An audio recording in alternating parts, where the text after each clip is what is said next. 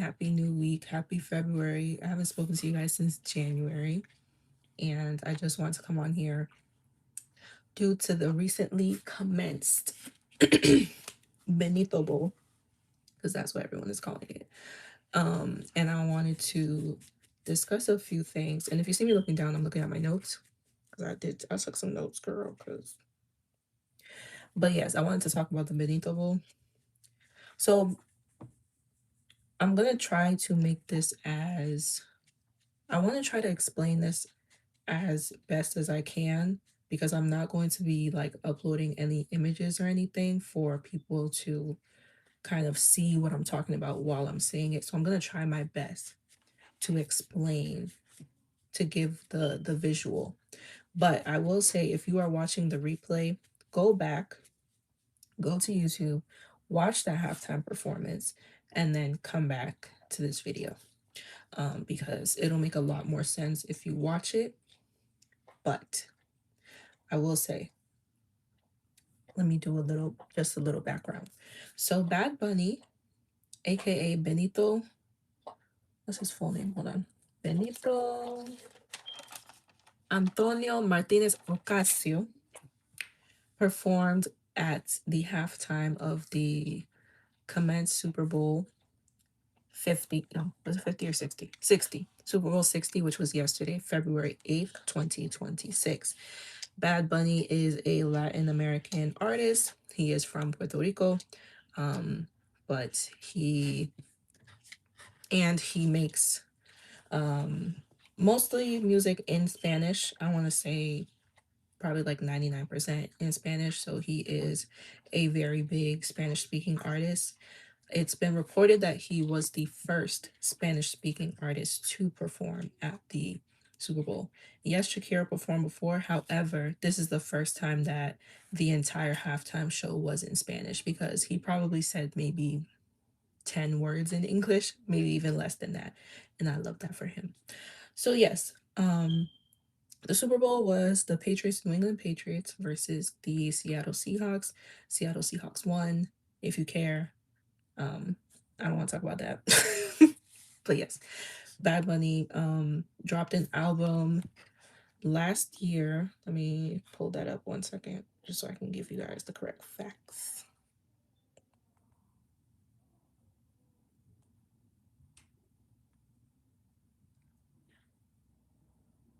So it was released on January 5th, 2025. So just a little over a year ago, his last album, which was called DTMF,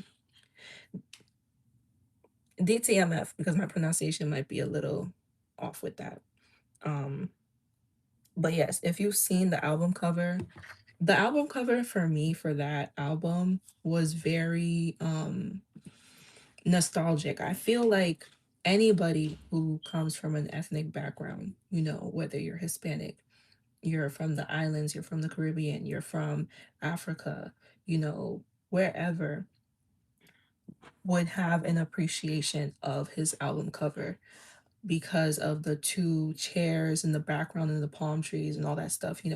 That is very nostalgic for a lot of us because a lot of us grew up in that type of, or have memories, or have some type of connection to that type of imagery of the two, plastic chairs, sitting in the plastic chairs on the porch, sitting in the plastic chairs in the field, just having a chat with, your family, your friends, whatever. So it was very nostalgic.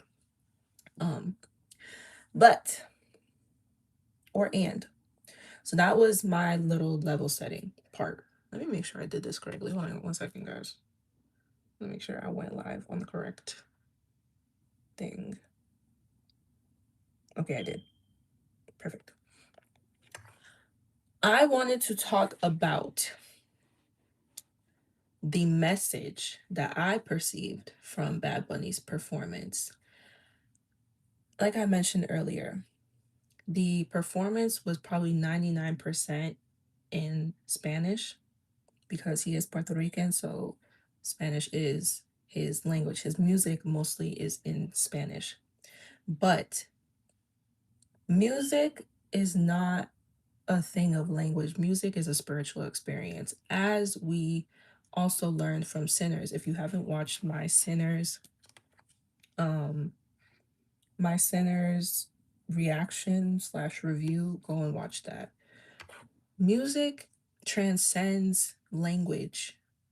There's songs that I hear in different languages that I can feel the emotion that was emitted from the song without even knowing what they're saying.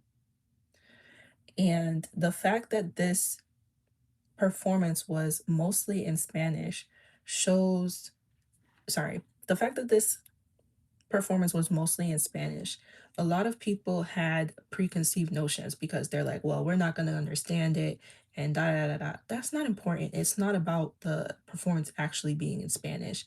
It is about what the message is trying to convey, the feelings it conveys. You know what I'm saying? So I'm going to get into it. Um, I'm going to start from the beginning. Like I said, if you haven't watched it, please go and watch it because everything that I'm saying will make more sense. And it's only 13 minutes long. And I think if you enjoy my content, you'll enjoy it. So it starts in a sugarcane field. The performance opens with the image of somebody playing an instrument and wearing like a straw hat in a sugarcane field. Now, that first image, I was locked in. I was like, hold on. Because as somebody that is Ghanaian, and I have family members who have sugarcane in their backyard. I remember as a child eating sugarcane, wanting sugarcane every single time that we left the house when we were in Ghana. Always wanting to eat sugarcane, even finding sugarcane out here in America and being stunned about the fact that a lot of other ethnic countries eat sugarcane. I was immediately locked in because I'm like, I remember this. I know what this is like. You know what I mean? I can relate to this. Now, um, I wanted to do a little bit, I wanted to understand why they decided to show this imagery of the sugarcane. And upon my Google search, I found that they said sugarcane was the backbone of Puerto Rico's economy, but it became less popular due to an increase in production, but a decrease in investment. So that used to be people's bread and butter. There probably was a lot of sugarcane farmers, a lot of people whose grandparents and parents came from that legacy and did those types of things and worked, toiled in those lands and of trying to harvest and all that stuff with sugarcane. And then those people then moved or migrated to the Americas or, wherever, moved to different places in the West to seek greener pastures. And that's something that a lot of us, children or grandchildren of immigrants can relate to. A lot of our parents or grandparents had to leave that type of life, leave that type of culture, leave their birthright. Some of these people had these lands that were passed down from generation to generation that they toiled on and were able to make a living from. But they wanted better for their children or grandchildren, so they moved to places like New York, to places like Canada, to places like you know England, places like that. So that was I appreciated the fact that that was the beginning of the show because the show is supposed to show a story. You know what I mean? It progresses. And as I'm going through this, you understand what I mean by that. So that was the first one. Now, the person that was actually like in the sugarcane field, it wasn't Bad Bunny. It was somebody else, like I suppose like an actor, not an actor, but somebody that was part of the production. Then it progresses. Benito comes out. He's singing Titi Me Pregunto. I love that song. Um, and he's walking through the field as well. And there's other people in the field. They're just, displaying the culture. And they have a stand that has Coco Frio written on the stand, and they're selling coconuts, because Coco Frio means cold coconuts. Um, which again, if you're ethnic, if you come from the Caribbean, if you come from Africa or wherever where they have stuff like this will remind you of that. Um, Eating coconut on the side of the street, people with coconut stands, you know what I'm saying? That's all part of our culture.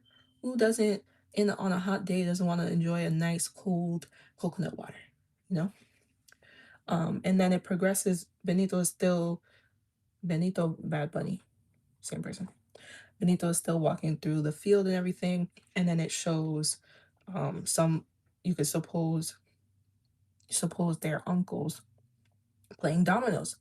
They're playing dominoes and they're just, chatting and, enjoying life together. How many times do we see that imagery? I remember vividly seeing my uncles and, family members play dominoes together, or if you're African American, playing cards, playing spades, playing Uno, stuff like that, that the fathers and uncles of and grandfathers of our family played together as a, as a mean of togetherness, as a mean of recreation.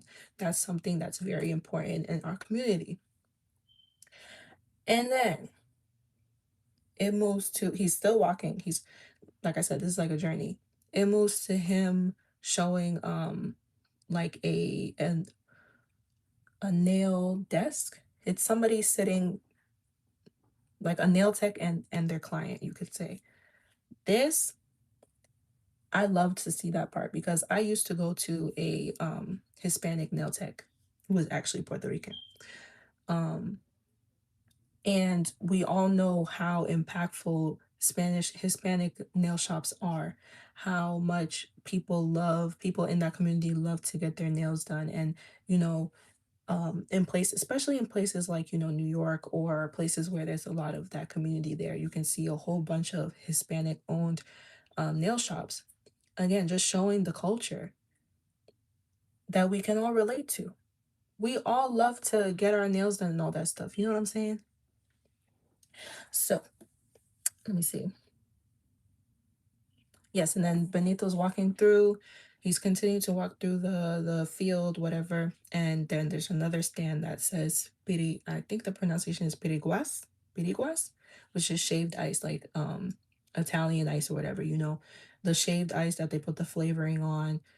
Who doesn't have memories of that? You know what I mean? Especially in a place that's hot. I'm sure it originates from Puerto Rico or for the islands or from the Caribbean. But in a place like New York in the summertime, enjoying a nice little shaved ice dessert. Like who doesn't want that? You know what I'm saying? But all of this stuff is relatable. You know what I'm saying? Even if you might not be Hispanic, if you live in a place that has a lot of Hispanic people in the community, you might have experienced these things. You might have experienced seeing the uncles playing dominoes on the block. You might have experienced seeing the Hispanic owned nail shops. You might have experienced having a shaved ice dessert from your local, Hispanic stand. You know what I mean? Um, and then it goes to the jewelry stand. So it's somebody that's selling jewelry, and has a whole bunch of like gold and necklaces and earrings and all that stuff. And the worker of the jewelry store gives him a box that has a ring in it. Now the song that he's singing is Tite Me Pregunto, and I only know this because I'm familiar with the song, where in the song his aunt is asking him, "You have so many girlfriends, when are you gonna get married?" So he gets the ring box and he gives it off to a couple that he sees like on the side of the street. Now, you didn't have to understand the song to understand the story, right? Because of the imagery, you can see that he gets the ring and looks like he's not like happy about it. His body language, the way his face is, and gives it off to somebody else. And then the person takes the ring and proposes to his girlfriend, fiance, whatever, right? Now, I want to go back a little bit to the gold part. Us ethnic people love gold. We love gold. We love jewelry. We love all that stuff. Um, I can speak from a Ghanaian perspective. We love, like, Ghana is, the place of gold, Gold Coast. So we love gold. We love gold earrings. We love wearing all that stuff. That is a part of our culture. And it's part of our culture because that is some of the resources that we have in our land that we use to adorn ourselves, to show that we are rich, we are opulent, we are, all of those things. So that was very beautiful. And then the way that he gave the ring to the couple, because the couple becomes a focal point as we'll go through, which, yes. So then he moves away from the field, and then they show the casita scene. So casita is basically like, if I'm not mistaken, let me Google it and make sure calling, I'm not misspeaking. Casita. Okay, I Googled it. It says casita is a small house or other building. Yeah. So they basically, the set turns to a small house, which is, I want to say it's like pink, because if you're from the islands or you've been to the islands before, you know they usually paint their houses all these like bright colors that you don't really see in America. You know what I'm saying? Or you don't really see in the West. And it displays they're now playing the song. Um, I was just listening to it. Hold on. Yo pero sola. Yeah. Which again, the song choice doesn't really matter if you don't understand. The imagery is meant to, and again, evoke a certain emotion and tell a story even if you don't understand the lyrics. So it shows the casita, and it has a whole bunch of Latin artists that are, this is basically like a party scene, you know what I mean? Because yo pero sola means I'm dancing alone. So it's showing like a whole bunch of Latin artists that are dancing in front of the casita, and Bad Bunny is dancing on top of the casita. So it showed people like Carol G, Cardi B, Jessica Alba, I believe Pedro Pascal was there as well, Alex Earl, and probably a few more people that I don't remember, can't name. So yeah, it's just showing a gathering with friends, how it's also part of our culture to, have parties and entertain guests and just, enjoy each other's company and listen to music and dance and dance.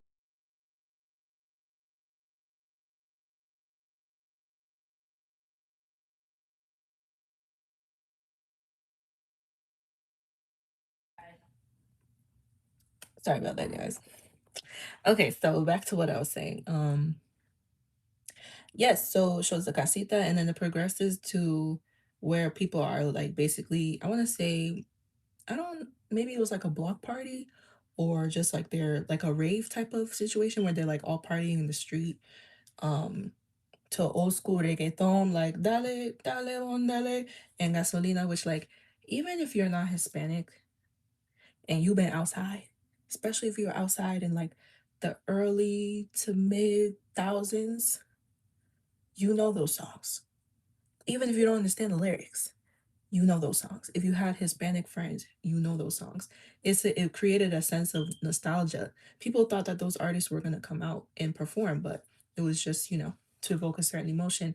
But again, to they're all partying in the street, having a grand old time. It evokes a certain emotion. If you don't understand the lyrics, you can feel the emotion that they're having a great time. They're partying in the streets. You know what I mean? They're just enjoying life, making the best out of it. Um, so yes, and then as his song, I don't know what this song is called, but it's like EOO. I want to say it was on his last album. Um, this was one of my favorite parts simply because of representation. There's, as the song starts playing, as the beat drops, there's three women dancing. The first woman is a very lighter skin tone. She um probably looks like your typical, respectfully, Puerto Rican. And then the middle woman is a little bit, she has a little bit more of a brownish tone to her, but she's still lighter skinned. And then the last woman is, I want to say, brown to dark skinned, but she has an afro, and they're all dancing together to this song. The moment I saw that young woman with the darker skin and the afro, I was like, that's me. I have this thing where, like, whenever I see a black woman with natural hair that looks similar to mine, I'm always like, I always think we look alike, even if we don't really look alike. So yes, what else?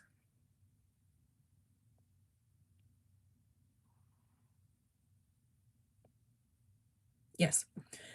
Then this was also a very important part of the performance. It transitions to his song Monaco, I believe that's how you pronounce it. where he says something in Spanish. This is the only part that I translated because of the fact that he wasn't necessarily singing, he was speaking. So we know that because he's speaking, or I assume that because he's speaking, this must be something important that we'd want to hear. And I looked it up, and this is the translation. My name is Benito Antonio Martinez Ocasio. Sorry for any mispronunciation. And if I'm here today at the Super Bowl 60, it's because I never ever stopped believing in myself. And you should believe in yourself too. If anybody's taking anything away from the Super Bowl, if you want to translate anything, is that line right there. He's telling the story of the fact that he had hope and belief in himself, which is why he's there today.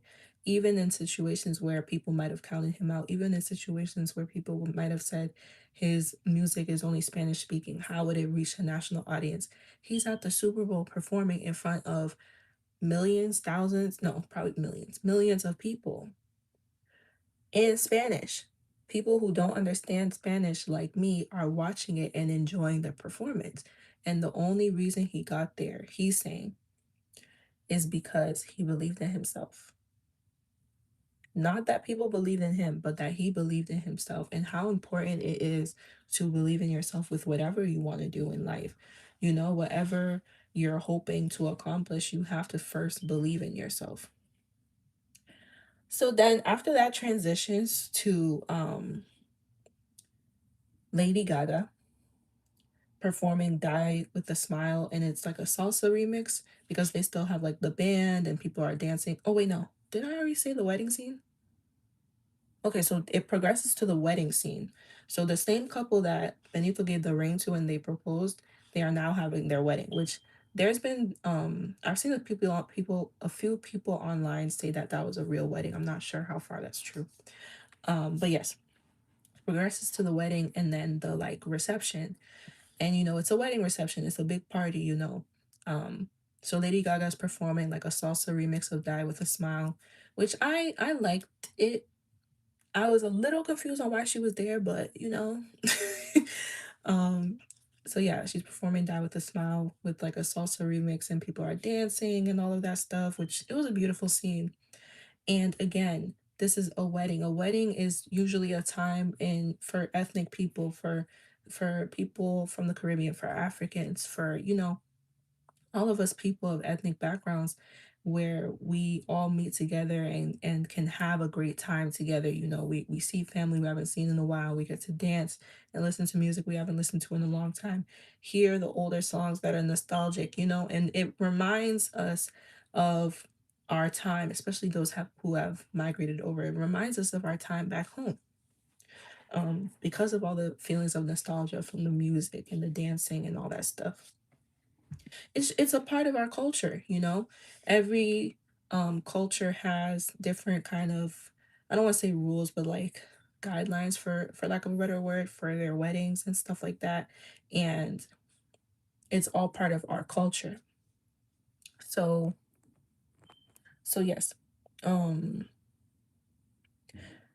and they had this big, if you notice, they had this big like cathedral type of cake, I believe that's what they call it, which was is very popular in Hispanic culture. And also I know that from I think this was more popular cake style in the like maybe in the like 80s 90s. Everyone who was anyone who was anyone, even if you were no one, you had that type of cathedral, like it literally looks like a castle type of cake. um and that was a beautiful nod to culture as well because they showed the couple cutting the cake, and it was, you know, part of the culture as well. Then it shows one of the kids sleeping on the chairs, and Benito like taps him to wake him up. I've had that experience multiple times. Not me personally sleeping on the chairs. I don't remember that. But I remember seeing kids at parties. You know, you're at a party or you're at a wedding or whatever, and you don't really want to be there. You just want to go home and sleep, or it's past the time that you're supposed to be sleeping, but the parents are still there enjoying life. So you just find a little corner, whether it's chairs or somebody's room, and you go to sleep. You know, that's a culture experience. Um, So yes, a shared experience amongst cultures.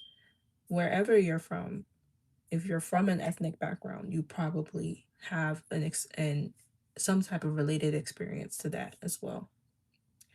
Then it goes to no, sorry. Then it goes to it proceeds to him performing Nueva York, which is New York. And it has like the bodegas and the barber shop and all of these shops, that are, I believe, someone said that those are actually real stores that are in New York. I'm not sure how far that's true, but we know how much New York means to specifically the Puerto Rican community, and how much they had to kind of make New York their home by bringing pieces from home to New York. So that was a beautiful ode to New York, and just showing all the bodegas and the shops.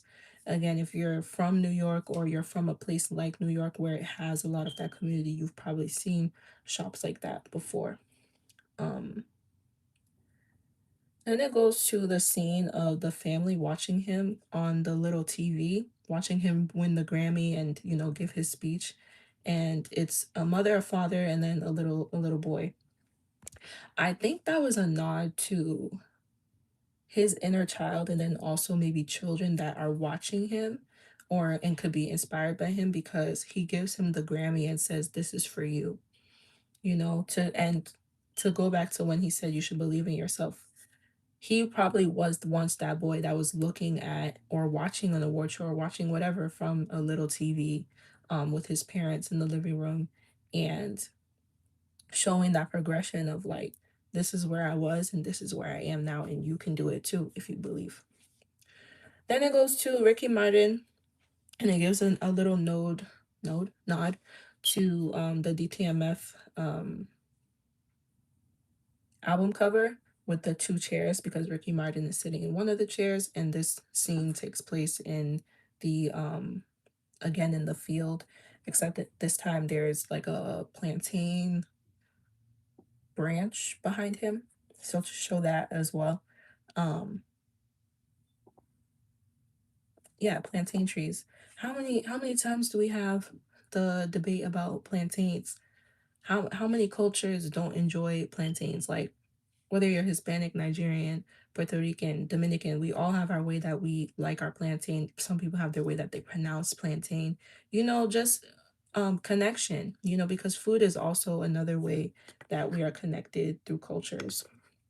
So I like that as well. And then it progresses to the light poles, um, where he was singing. I just looked this song up actually, but I'm not gonna be able to find it right now. But yes, I looked that up because I wasn't sure what the light poles like meant, because you see Benito like climbing one of them and singing on top of it and all that stuff. Apparently it was due to there's power grid issues in Puerto Rico. And if I'm wrong, please correct me in the comments. This is just what I read. Um, there's power grid issues in Puerto Rico, which are causing blackouts across the nation. And I related to this because as a Ghanaian, and I know this is also in Nigeria, there's always been issues with our power grids and electricity. In Ghana specifically, we used to have moments where they would intentionally turn the lights off, like turn the power grids off for certain periods of time to kind of preserve the energy. Um, because they're so, I don't even know what the core reason is, but it was interesting to see that. And this was a moment where Benito was highlighting that to I want to say to like be in solidarity, but to also raise awareness to the fact that this is happening. And that is how you use your platform to raise awareness of issues like this. um and then lastly what song was it? I can't remember which song it was. Oh, it was called Café con Ron, I believe. The procession of the flags. They brought out every single flag of every nation of North, Central. and South America, the Caribbeans, Brazil, all the South America, North America, United States, Canada, Mexico, every single one. And then Benito gets the football, and it says God bless America on it. And Benito is listing off all of the nations, and all of the nations were nations of, again, North, South, and Central America, because he's saying God bless America. So let's talk about North, South, and the middle. Let's not just talk about the United States of America, but all of it together, right? Because they're all America. And that was just a point of saying um, unity, right? That we're all America, we're all one. And then it ends with him singing um, DTMF. Like I said, my pronunciation is off. So DTMF, because his journey of this moment is over. So saying like, and the translation of the song is DTMF is I wish I took more pictures. So this ending his journey of the halftime show, like saying, oh, I wish we savored this moment, took more pictures, and did all this stuff when I had the time. It was a beautiful way to close out the show. So that was a beautiful halftime show. And ending it with that display of unity. And while he is reading off, the names of the countries, and the flags are still going through, in the background there is a leave on the Levi Stadium. There is a billboard that says the only thing more powerful than HATE is love. Love unifies, love brings things together. The love for your country will make you nostalgic and make you pick up, wherever country you're from, make you pick up on all these things that you can relate to, that you've seen through the performance. And during a time like this where there is so much HATE against people of ethnic backgrounds, against people that are have may have migrated from other countries, with things such as the polar bears. I'm not going to say exactly what the polar bears are, but if you get what I mean, you get what I mean. Then you'll understand how important it is to, in a time where there's all this HATE, let's bring the love back. Let's talk about the love. Let's show our unity. Let's remember that we are one. When they try to separate us, let us remember that we are one. And that was the message from Bad Buddy's performance. I wrote here the themes were unity, love, culture, gratitude, awareness, and that music has no language. If, like I said, I don't speak Spanish. I understand Spanish a little bit.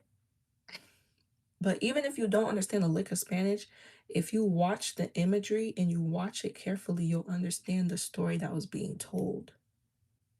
That we came from places like this, places like sugarcane fields, places like cocoa farms, places like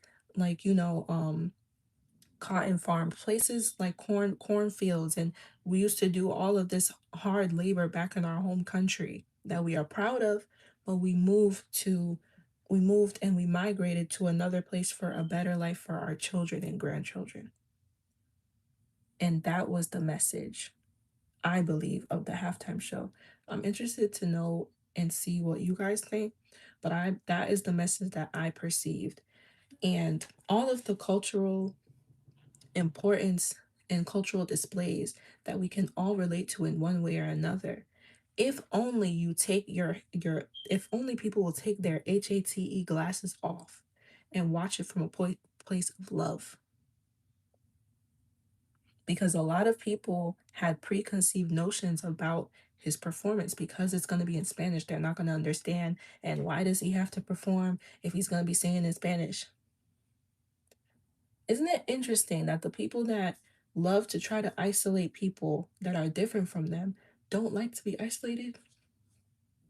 Isn't that quite interesting? They do it to us, but they don't like when we do it to them. Even though we're not doing it to them intentionally, we're only taking up space and having the audacity to take up space. But the few times that they are not included, they want to throw hissy fits and temper tantrums. And Bad Bunny comes in and decides to make it about love. Even the fact that he used the center of the whole story was a couple, from them getting engaged to them getting married and then having their reception and all of that stuff. It's all about love. During this time where they're trying to make us all hate each other, let's remind ourselves that we are all one. This always reminds me of Lion King 2, where I know Lion King 2, where Mufasa says we are one, and that there's no separation between this side and that side. We are all one. And it's true.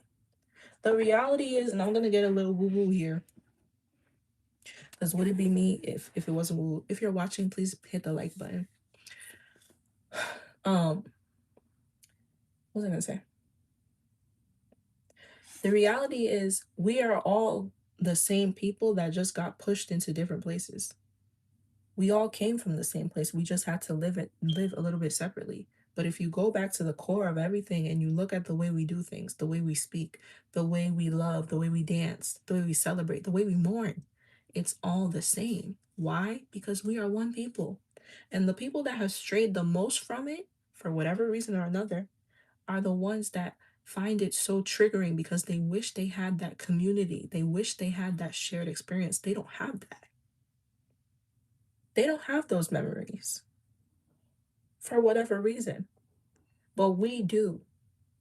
And while we can, we must honor and appreciate that. And I really appreciated this performance. I watched it, of course, last night during the game, and I watched it again to get the notes for you guys. But I'm going to watch it a few more times. Not just for the music, but for the message. The message was so beautiful. And anyone who says they didn't like it probably is, excuse me to say, I'm not even excuse me to say, I'm gonna say, I'm talking my shit. Anybody who didn't like it is too simple to understand the real message behind it. The message behind the message behind Bad Bunny's halftime performance is that we are one. Love is more powerful than hate, and we all have the same shared experience. And to believe in yourself, even when the odds are against you. If nobody else believes in you, you should believe in you. So yeah, guys, that is what I have to say about that. That was all my notes. If you watch to the end, I want you guys to put in the comments what was your favorite part of um Bad Bunny's performance. I also want you to put in the comments if there's anything else that you might have picked up on that you'd want to share so that we can discuss. And yeah, um that's what I got to say. So let's keep this in mind. You know, the year just started. We just got to 2025. We're only 2 months, 2025, 2026. We're only 2 months in. So let's try to keep that in mind, that we are one and that we do have shared experiences, and that music has no language. Music is a spiritual experience. We saw that in Sinners. And if you tap in and you really ground yourself and you really take off those glasses of HATE, you will have a newfound love for this performance. All right, you guys, thank you so much. If you watched to the end, I love you so much. This was another episode of 2Empress You, and we will talk again on the other side. Love y'all.